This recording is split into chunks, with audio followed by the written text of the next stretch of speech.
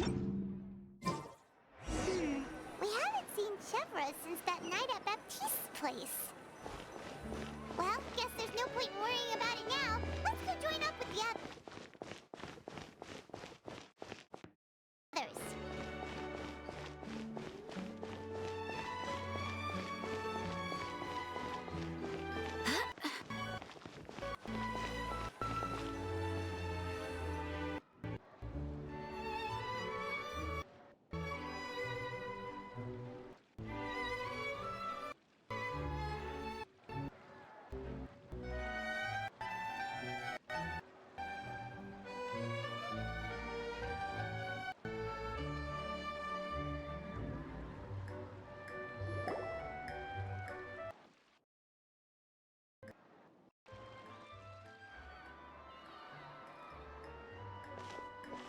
Good morning! Hayaka and I were just talking about you.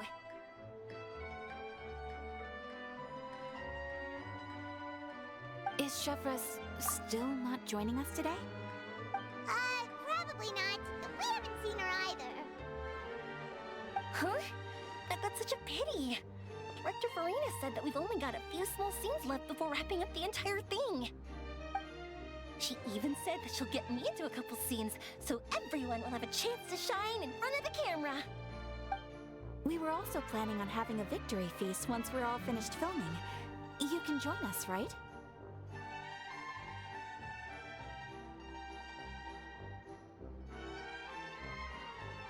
If only Chevros was here. I still haven't taken a photo with her.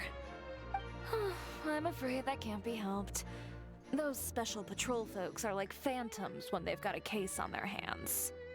But to be honest, I'm even more concerned by what I read in the Steambird earlier this morning.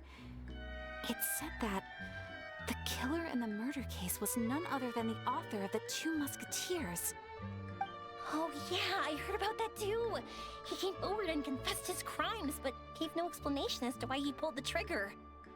We didn't know about this case at all when we joined the film. Is it going to affect the reception of our work? From a pure publicity standpoint, this will draw a lot more attention to our film. I have to say, though, that no director can be perfectly comfortable with garnering attention through means other than artistic skill. To be fair, I feel like that ship sailed the moment you allowed yourself to be named as the director on our posters. It's not my fault that I'm super popular. What was that saying again? My popularity has, Sunk to an all-time low? spread to the four corners of Tibet.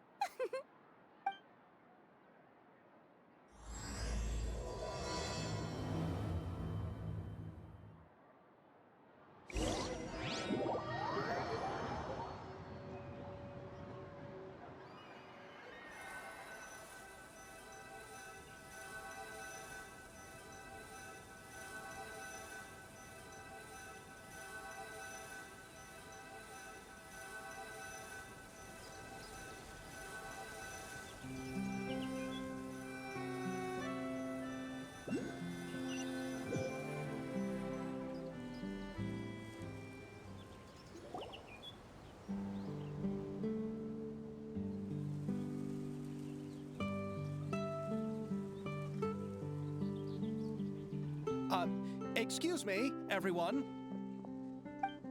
Xavier! Feels like it's been ages since we last saw you. I've been talking non-stop with the Film Association, and I'm absolutely swamped trying to coordinate the film's marketing. So forgive me for not being around more often, but please believe me when I say that I will make sure everyone's hard work gets the exposure it deserves. Oh, seems like you've been fighting your own battles. Yes, that's one way to put it. Oh, and before we begin the final round of filming, please allow me to finally introduce you to the original investor of our film, Mr. Morris. A pleasure to meet you all. Yes, glad to make your acquaintance, Mr. Morris. We've heard about the issues you've encountered with your financial situation, and genuinely hope that things have taken a turn for the better. Oh, well, the situation has indeed improved somewhat. Don't worry, Mr. Morris. Accidents and last-minute challenges happen all the time. There's no need to blame yourself over it. The good news is that we're almost done filming now. And I would even say that this is the best story I've ever seen. Is that so? I see, that's great news. All right, now that we've gotten all the pleasantries out of the way, let's get the show on the road. We'll mostly be filming typical people and scenery from the streets today to improve the sense of environmental ambiance in some parts of the film. Oh, and there'll be a cameo for Mr. Kamisato and Miss Yoimiya as well. They'll be used to show outsider perspectives on the fates of the two musketeers. That's right. Ayato should be here any minute. Excellent! Then let's start with the scenery shots. Camera and clapper loader, you're up. Yep, we'll be ready. Remember, all we need are some wide zoom shots of the streets. If you happen to find some particularly lovely patches of flowers and grass, feel free to grab some close-ups of those as well. Ready? Lights! Camera! Action! Okay, now move the camera slowly. Try to focus on that flower. What's wrong? Just adjust the focal length a bit. Something the matter? Huh? But wasn't it working fine for all the days before? Veronique, can we try a different camera? No problem. How about this one? All right, let's give it another try. Lights! Camera! Action!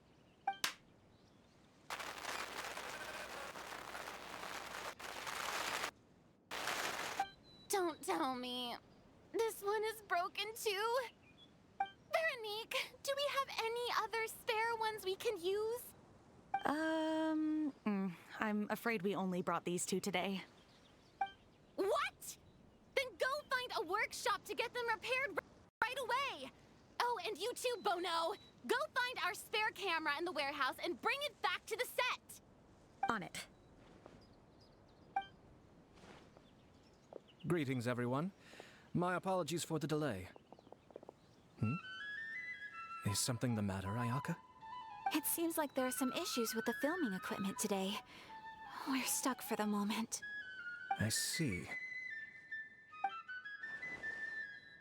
Well, let's not just stand here twiddling our thumbs. Actors, to the makeup booth. We'll start on the next scene as soon as we get a working camera.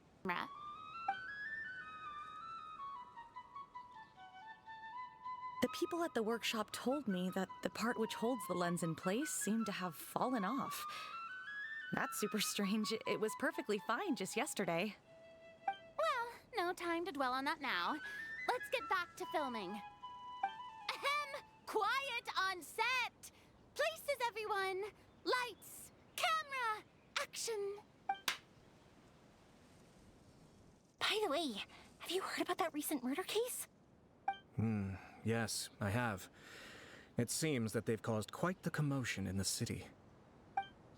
I heard that the chief of the guards is so mad about not catching the culprit that he's about to explode. Oh? I find that quite hard to imagine, considering how he already looks most days.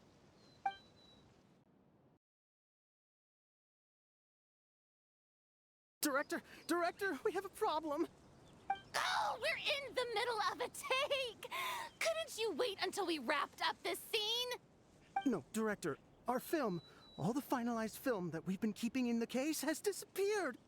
Oh, wait, well, what did you say? Mr. Bono, please take me to where the film was kept right away. I'm coming too. No, Yoimiya, you have to stay here. Oh. Okay, listen up. Everyone who's not working on this current scene can go with Bonell to look for the film. Everyone else, stay put and wrap up the scene. Unbelievable. How could all these problems happen in just one day?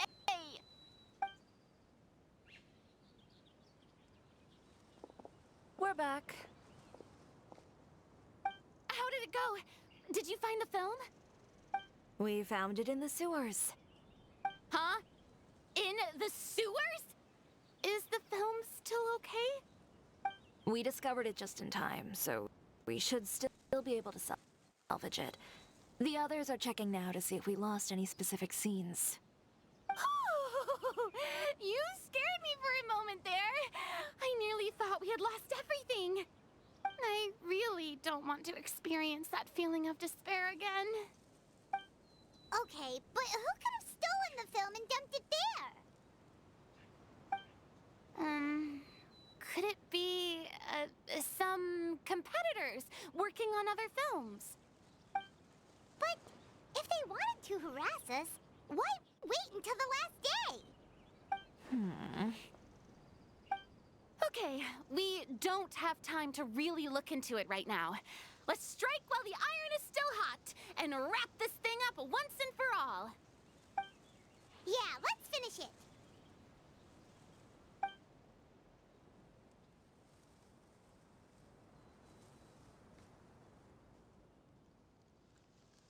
I would like to officially announce that our entry to the festival, The Two Musketeers, has now concluded filming! Paimon is spent. It's so late already. Even though the filming process proved to be extremely challenging, everyone provided valuable and unique contributions to the final product. Thank you all for your dedication and support. And just like Director Farina, I would also like to extend my most heartfelt thanks to all of you. Really, you've all helped me so much. I just... All right. Let's save the awards speech for later, and hopefully also get some rehearsals in before the real thing. Anyway, now it's time to party! Let's all make our way to the beach and have a celebration feast so loud and fun that even the blubber beast will want in.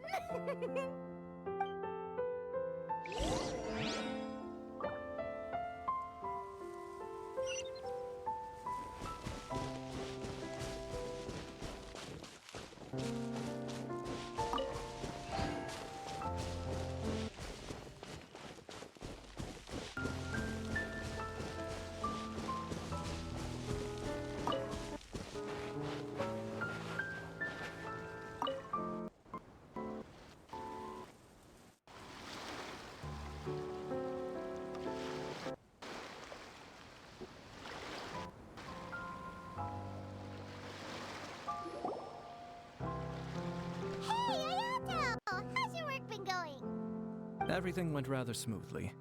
Thank you for your concern. Ayato told me that we've already confirmed the dates for some Inazuma Fontaine cultural exchange events. So the next time we visit, we'll be doing so in our capacities as the representatives of the Yashiro Commission. Oh, that's great! Then maybe Paimon will be able to find Fontaine detective novels in Inazuma from now on. Oh, wait. Wouldn't Yaimiko get upset if that happens? That would be stealing some of her business. You've got a point. She's always complaining that light novels have become bland and too predictable after all. The cultural exchange won't only feature literatures of both nations, of course.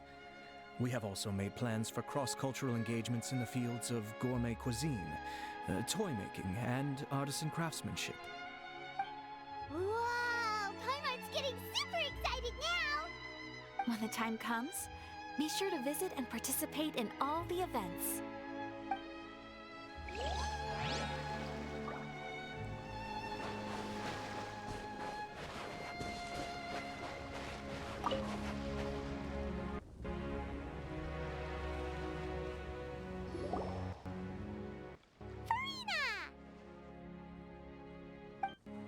Oh, my darling. loader and camera operator. You've both worked really hard. Paimon thinks you worked even harder than us. Honestly, Paimon was getting a little tired of playing with the clapperboard by the end of it. Worst of all, Paimon started having dreams of you shouting, "Lights, camera, action!" into Paimon's ears. The actual dream can't even start until you've yelled that. Hey, if anything, shouldn't I be more grand and delightful than your dreams? We've been through so much together, and that's how your brain remembers me? That's not Paimon's fault. We've just used the clapperboard too much lately. Anyway, what's most important is that we wrapped the film. I'm pretty confident that we'll take first prize.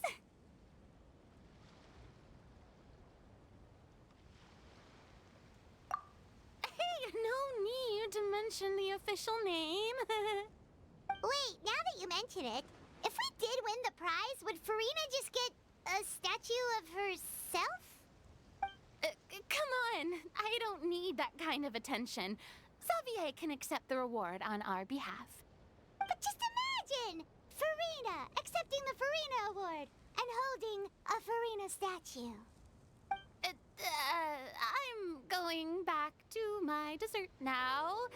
You all can keep discussing that on your own.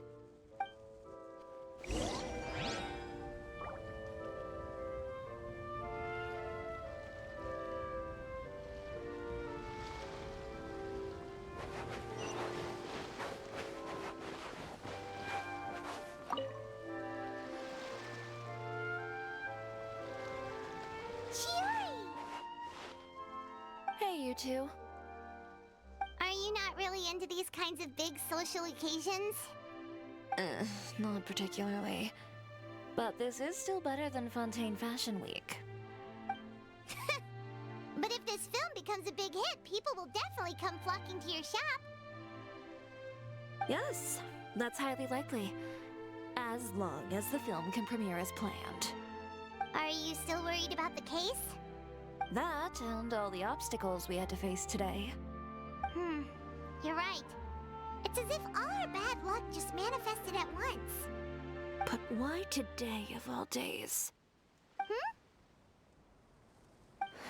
No, it's nothing. We've already delivered the film to the editors, so there should be nothing more to worry about. How are you doing, Mr. Morris? You having a good time? Well, you could say that.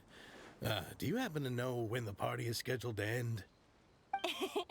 Judging by how much fun everyone's having, I'd say probably not until well after midnight. Is there something that you still have to take care of at home, Mr. Morris? Oh, well, I'm just not a late night person, so I might take off shortly. Oh no! Silly me. I almost forgot something super important. Oh, what is it? I prepared a whole batch of fireworks for the party, but I forgot to bring them over from the warehouse. Fireworks, you say? That's truly a pity. Sorry things didn't go as planned. Could you help me carry them over, Mr. Morris? I won't be able to fetch all of them by myself. Me? Are you sure that you can't find anyone else? I just wanted to make this surprise for everyone. The warehouse isn't far from here. We'll be there in no time. Pretty please, Mr. Morris. These are some of the best fireworks I've ever made. So I also want you to see them before you leave. They're stunning.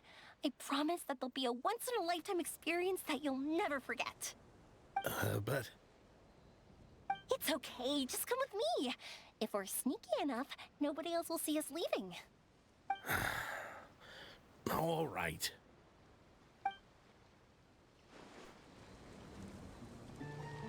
The warehouse is right over here. I moved the fireworks there in advance, so it shouldn't be too much work bringing them back. It's still a ways away from the party. Sorry about that, Mr. Morris.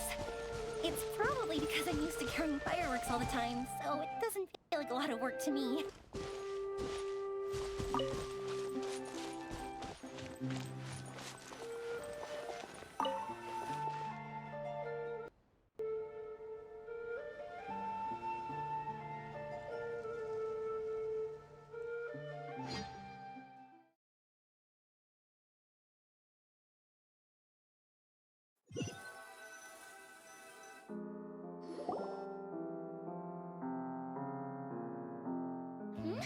It's dark in here.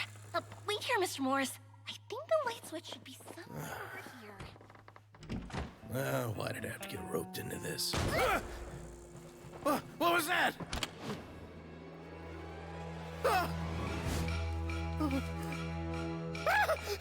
Who's there? Get me out! Get me out of here!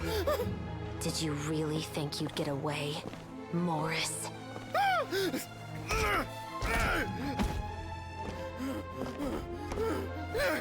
You've got the wrong guy. It wasn't me. I'm not the killer.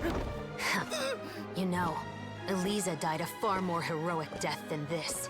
She fought your assassin to the end, to save the children she had hidden beneath the floorboards.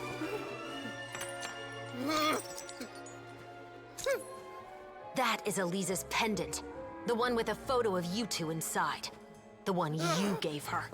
Ring any bells? It's a fake! It has to be! There's no way! No way your assassin didn't destroy it, you mean?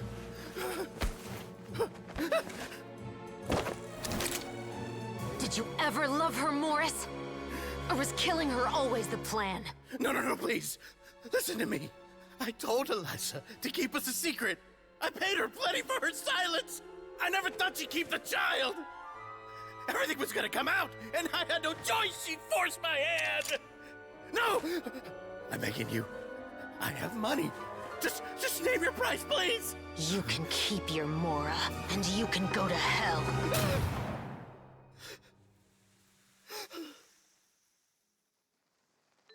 I'm Captain Shovraz of the Special Patrol.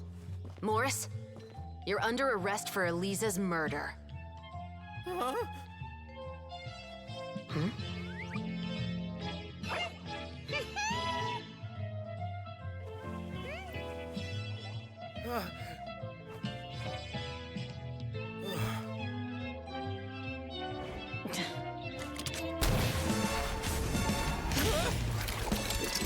You're under arrest too, prop manager Veronique. Or perhaps I should call you the Second Musketeer.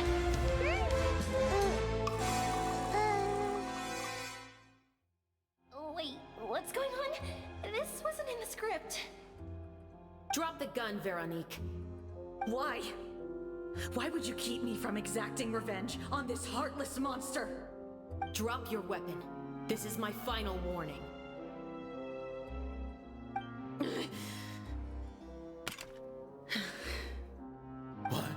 What is going on? Do I have to spell it out for you, Morris?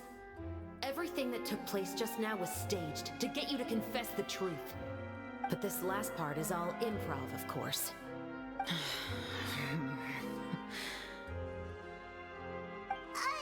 Shivers, you told us you wanted us to help you stage a play. You never said anything about the Second Musketeer. It's because even I had no way to confirm my theory until now. Thank you for your performance, Yoimiya. Could I trouble you to go and bring in the other Special Patrol members? They should be on standby just outside. Oh, and please tell the other cast members not to worry about us. We'll be rejoining them shortly. On it!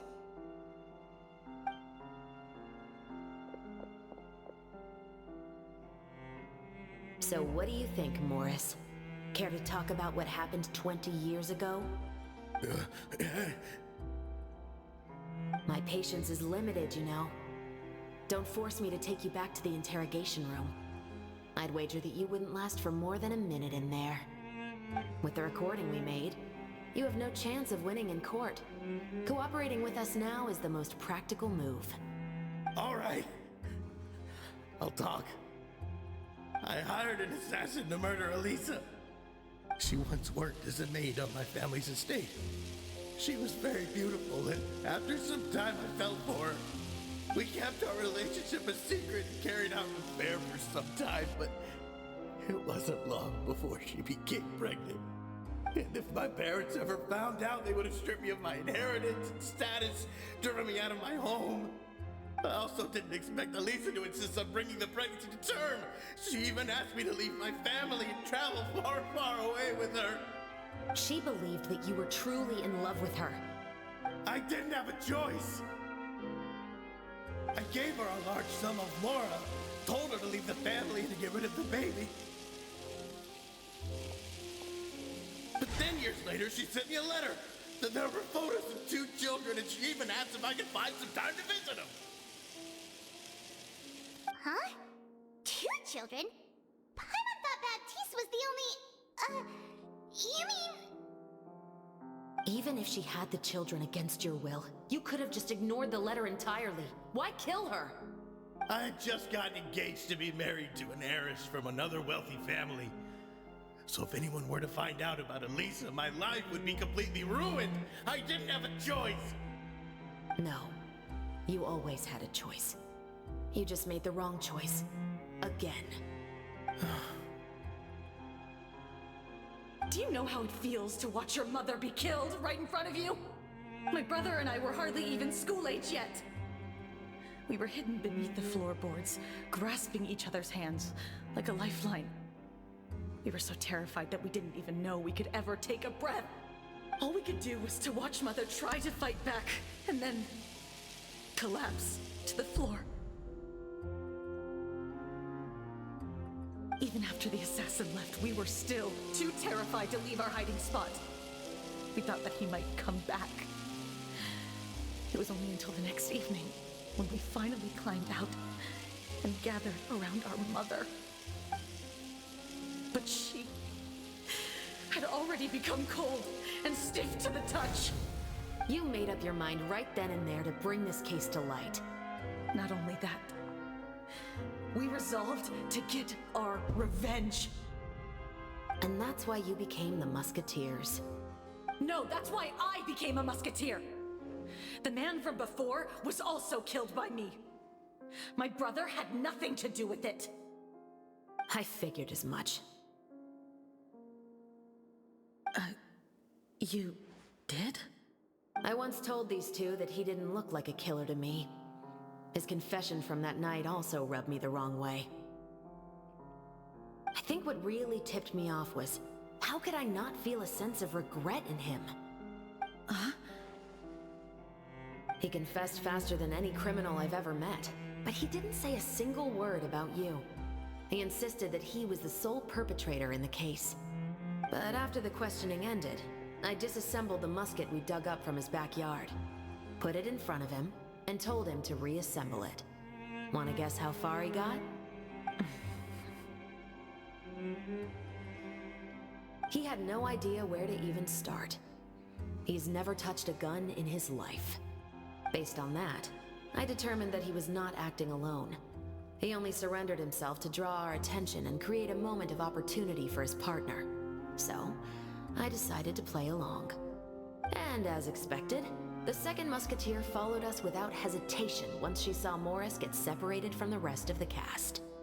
Besides, why else would he call the novel The Two Musketeers? But how did you know it was Veronique? I figured it out the moment Baptiste told me his father's name. That so-called financial crisis was all just a ruse. He just wanted to sign up as the investor and then leave the film without any source of funding. After all, he has a vested interest in minimizing the reach of this story. It's really just the same thing as what he did to Elisa all those years ago. Human scum. But then Xavier pulled out all the stops and got the film made against all odds. Morris couldn't have that. With the killer in custody, he figured it was safe to act. And so he came to visit the set today, just as I expected. Wait, so you were behind all those mishaps today?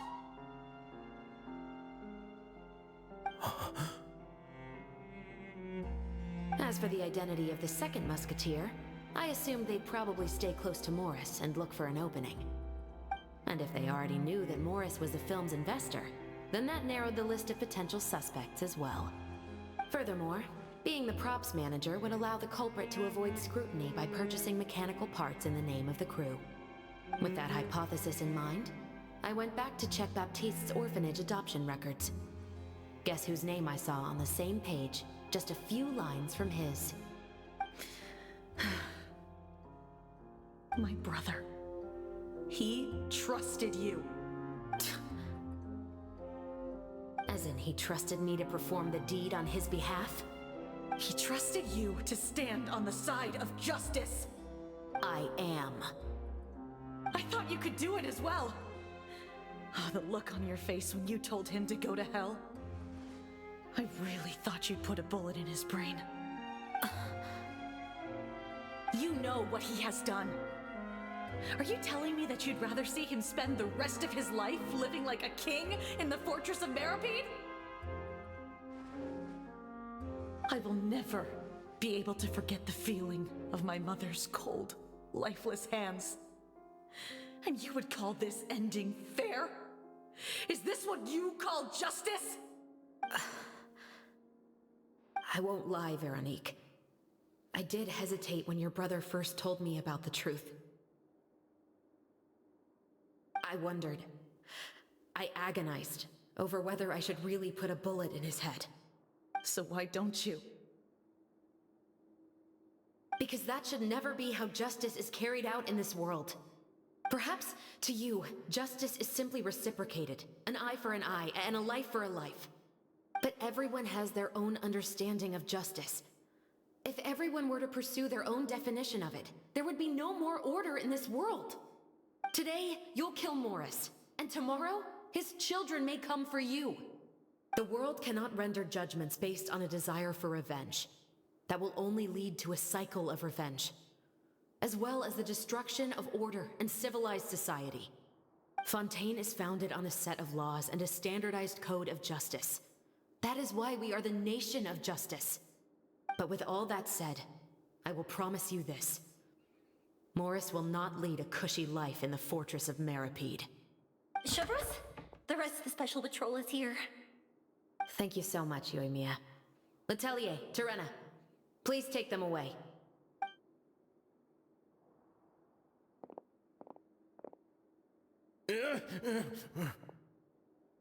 I still can't agree with your reasoning. I know. Justice has not been delivered. At least, not today.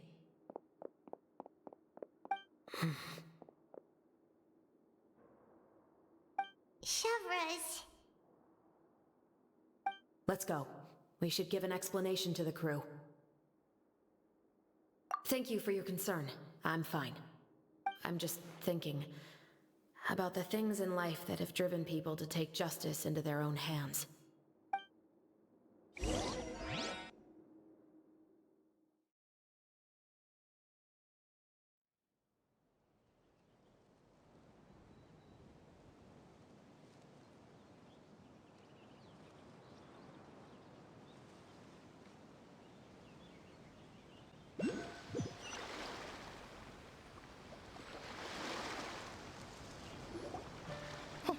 Who would have thought Morris would turn out to be...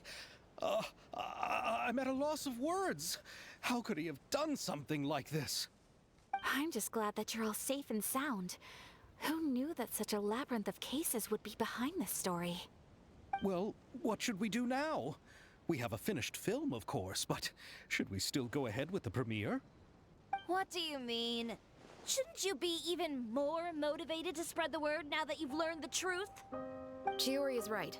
I'd also like more people to see this story for themselves.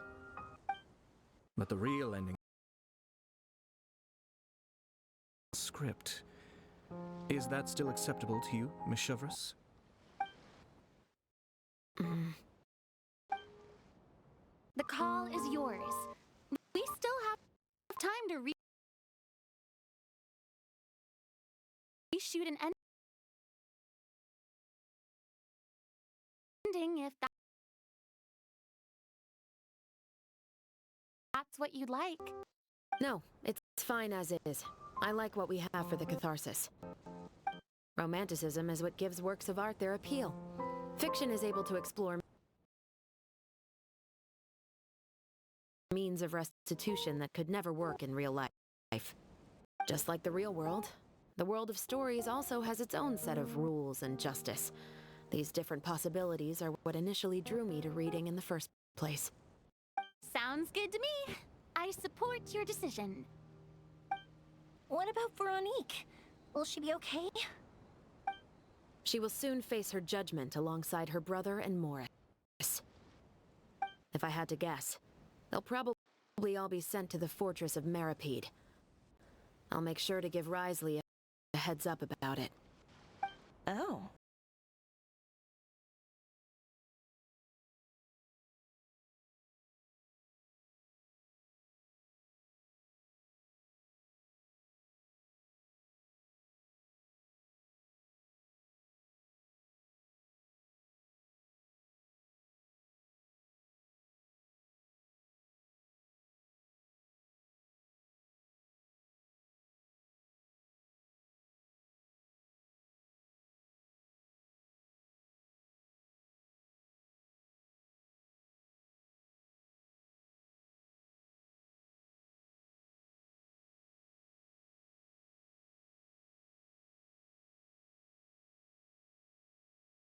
Paimon, could you wait for me by the sea after the party ends?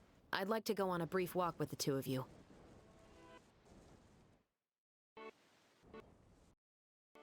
Thank you very much.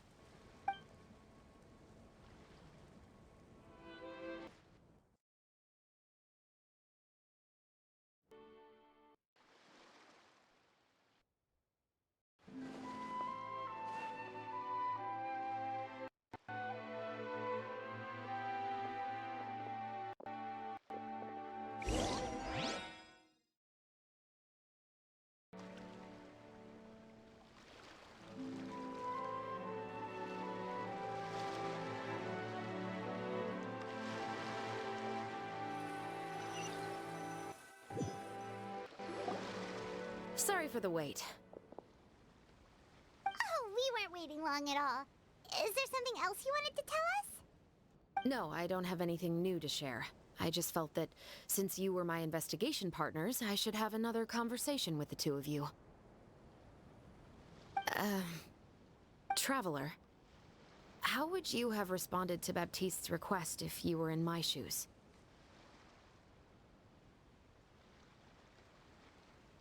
When I was young, my father often took me here to swim. We'd come rain or shine, even when it was freezing cold. He told me that swimming was the best activity to train one's strength of will. You could never give up before reaching the shore, especially when the water was cold. Oh? Why's that? Because the moment you give up would be the moment you die. At that point, I still hadn't received my vision. One winter, the chilly wind felt almost like knives on my skin, and the seawater was so frigid that it numbed my toes the moment I stepped in. I cried and begged my father to spare me from having to swim across, but he wouldn't listen. He used to be a member of the Special Patrol as well. You could say it was his way of educating his children. That sounds awful. When he saw that I wouldn't stop crying, he just picked me up and tossed me into the icy water. The bone-chilling cold took away my senses. I couldn't feel anything but fear and rage. I waited for my father to save me, but one look and I knew he'd already started swimming for the opposite shore.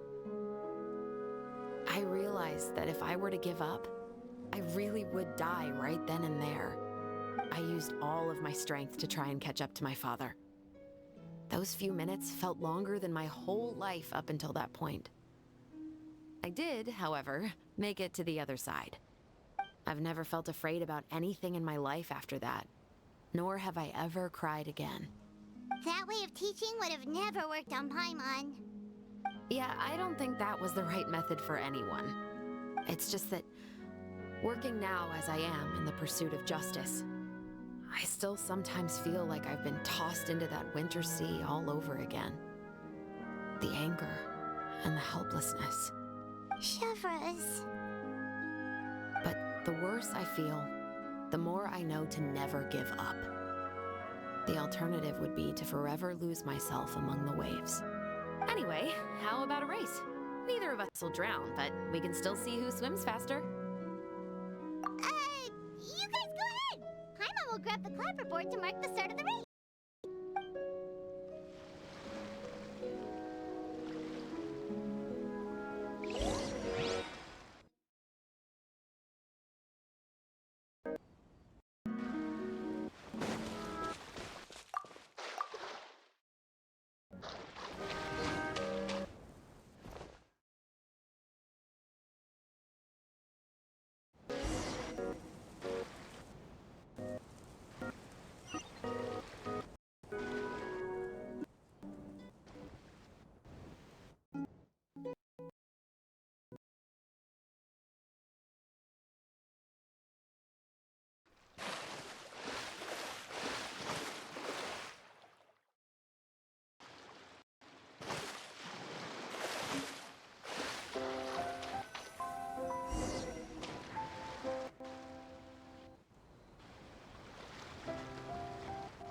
That felt good.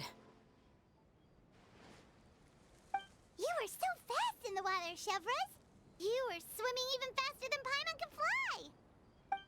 So, about the Special Patrol, did you join because of your dad? Partly, but I'd say I was more inspired by the heroes I read about in stories growing up. Oh, so it's due to your love of stories. Of course, it was only after I joined the Special Patrol that I learned that truth is often stranger than fiction. Come on, let's walk a bit more.